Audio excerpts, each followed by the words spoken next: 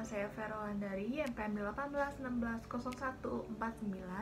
Di sini saya akan menjelaskan tentang materi simulasi pembelajaran dari bab 1 sampai dengan bab 3. Yang pertama, bab 1, konsep pembelajaran mikro, buka kurung simulasi.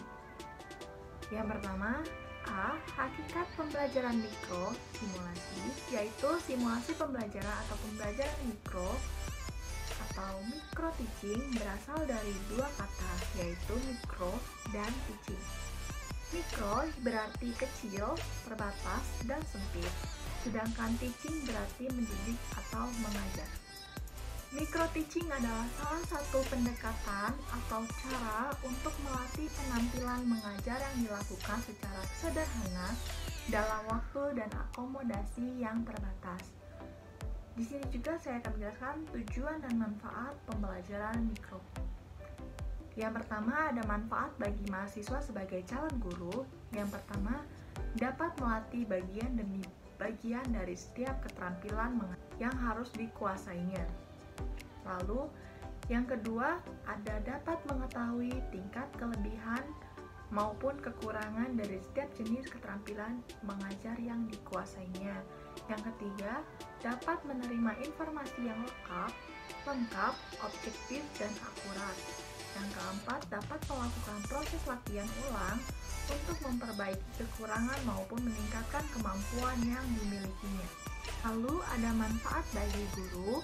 Yang pertama, dapat berlatih untuk lebih meningkatkan kemampuan mengajar. Yang kedua, mengetahui kelebihan dan kekurangan terkait keterampilan mengajar yang dikuasainya. Yang ketiga, dapat dijadikan sebagai proses uji coba terhadap hal-hal yang baru seperti metode, media, materi baru, atau jenis-jenis keterampilan mengajar lainnya. Adapun manfaat bagi supervisor, yang pertama dapat memperoleh data yang objektif dan komprehensif. Yang kedua dapat memberikan masukan, saran, maupun solusi yang akurat.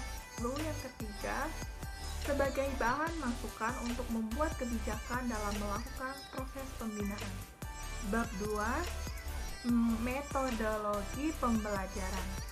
Menurut Panduan Teknis K13 SD, pembelajaran dalam kurikulum 2013 berisikan yang pertama, tematik terpadu, yaitu pembelajaran terpadu yang menggunakan tema. Ada pendekatan saintifik, yaitu pembelajaran yang mendorong anak untuk melakukan keterampilan-keterampilan ilmiah seperti mengamati, menanya, mengumpulkan informasi, mengasosiasi, dan mengkomunikasikan. Lalu ada penerapan pembelajaran tematik.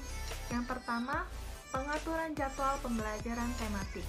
Yang kedua, pemanfaatan teknologi informasi dan komunikasi, yaitu TIK, dalam pembelajaran.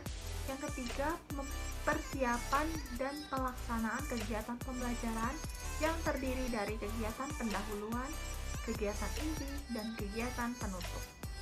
Lalu ada teknik dan instrumen yang digunakan untuk penilaian kompetensi, sikap, pengetahuan, dan keterampilan, yaitu sebagai berikut. Yang pertama ada penilaian kompetensi sikap atau afektif melalui cara observasi, penilaian diri, penilaian antar peserta didik, dan jurnal. Yang kedua ada penilaian kompetensi pengetahuan atau kognitif melalui tes tertulis, tes lisan, dan penugasan. Yang ketiga ada penilaian kompetensi keterampilan melalui penilaian kinerja. Bab 3, keterampilan dasar mengajar. Pada dasarnya adalah merupakan bentuk perilaku kemampuan atau keterampilan yang bersifat khusus dan mendasar yang harus dimiliki oleh guru.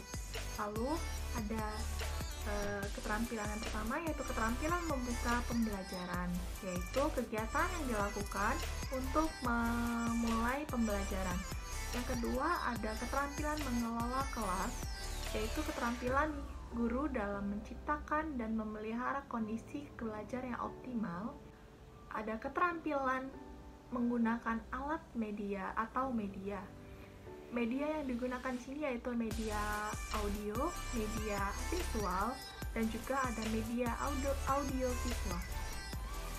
Tujuan dari menggunakan media yang pertama yaitu agar proses pembelajaran dapat berjalan dengan tepat. Yang kedua, untuk mempermudah bagi guru dalam menyampaikan informasi materi kepada peserta didik. Yang ketiga, untuk mempermudah peserta didik dalam menyerap dan menerima materi yang disampaikan.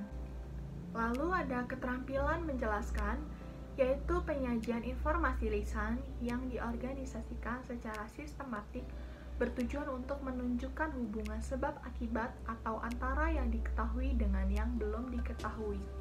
Lalu selanjutnya ada keterampilan variasi stimulus.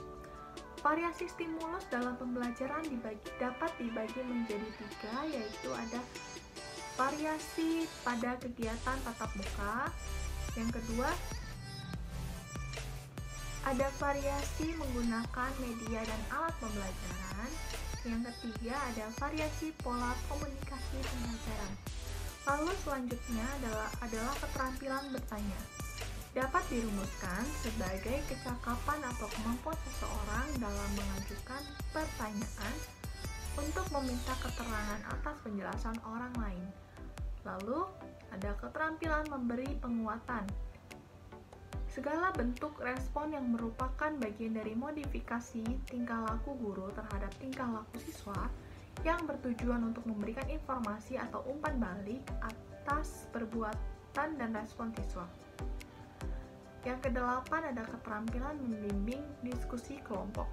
Suatu proses yang teratur yang melibatkan sekelompok orang dalam interaksi tatap muka yang informal dengan berbagai pengalaman atau informasi apabila pengambilan kesimpulan atau pemecahan masalah melalui suatu proses yang memberi kesempatan untuk berpikir, berinteraksi sosial, serta berlatih bersikap positif. Lalu ada keterampilan mengajar kelompok kecil atau perseorangan, yaitu perumusan Depdikbud bahwa mengajar kelompok kecil dan perorangan adalah terbatasnya jumlah siswa yang dihadapi oleh guru. Dan keterampilan yang terakhir adalah keterampilan menutup pembelajaran, diartikan sebagai suatu kegiatan mengakhiri pembelajaran. Itu aja penjelasan dari saya. Terima kasih. Bye-bye.